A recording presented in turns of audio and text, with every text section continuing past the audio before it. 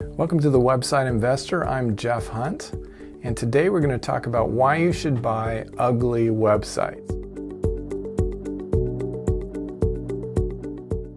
Well, you've probably seen signs that say, "We buy ugly houses," and there's a reason people buy ugly houses, and that is because the opportunity is much greater to take something that's just not perfect, do some quick improvements to it, and sell it or keep it at much larger margins. And that's what we do with websites. So an example of an ugly website is something that has a bad design.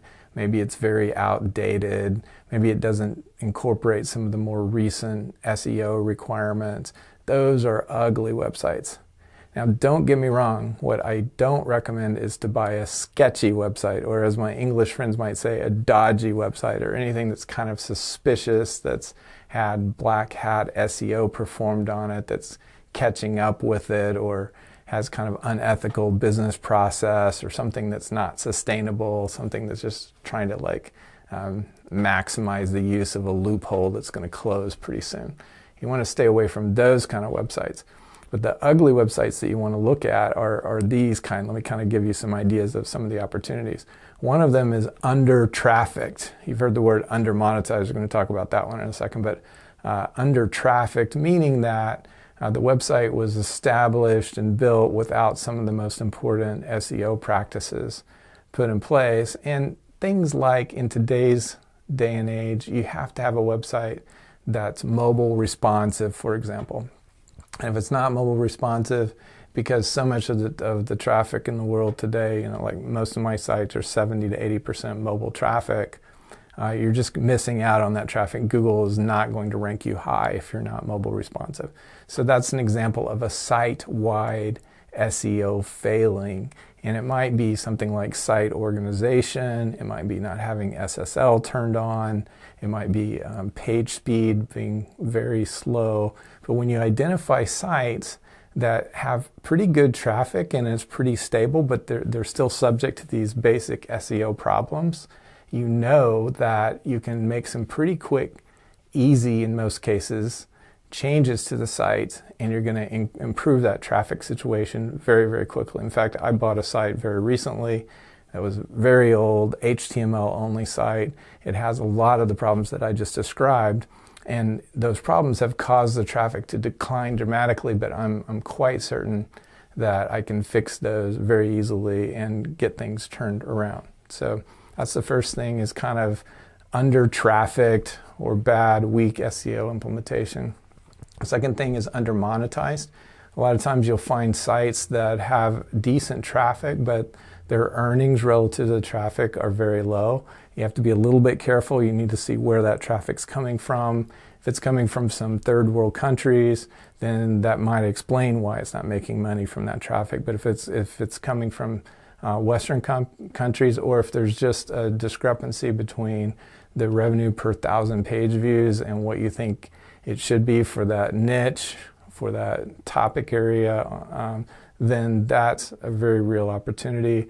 Lots of guys today are buying AdSense monetized sites and replacing AdSense with other networks like AdThrive or Mediavine, etc. So that's another opportunity for monetization.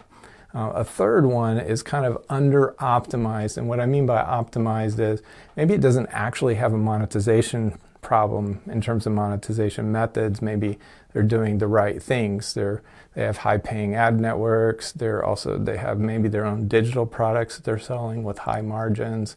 And so maybe they've got the right mix of revenue streams, but they're just not optimized. And what I mean by that is there's leaks in the funnel, and caused by things like, there's no follow-up with customers, or they're not capturing email addresses at all, or they're capturing them, but they're not marketing to people who've already purchased products.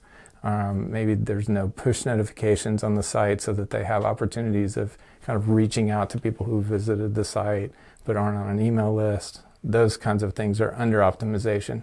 Maybe the traffic that's coming in isn't really optimized to convert, so they're not clicking on affiliate links in the percentages that they should be. Or not clicking on ads because the ad placement isn't optimized.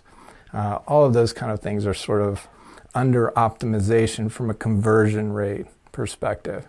So 3 things, remember: under traffic, under monetized, under optimized. And lastly, I just want to say that in this category of ugly websites, just make sure that you're not buying websites with really bad fundamentals. It's okay if they're ugly, but you want strong fundamentals. And by fundamentals, what I mean is make sure that that it has some age, that it has some consistency in the traffic, that the graphs are flat or headed up, that the content as a whole it has a level of quality that's acceptable. And what I mean is that you don't want articles that are all 300-word articles, or have accuracy problems, lots of grammar problems, things that would require pretty much a rewrite of the entire site to fix. You want sites that kind of fundamentally are okay, but are just ugly. Maybe the design is bad and they've got some of these other problems that I discussed. So that's why we buy ugly websites. That's kind of the opportunity to make the most money the most quickly, is buying one of these sites that may require a little bit of work, but the gains can be much quicker than sites that are already pretty fully optimized and require a lot more subtle strategy to take them to the next level. So that's what I have for you from the Website Investor today. Go to flipminds.com/today for tools and resources for your online business, and I'll see you next time.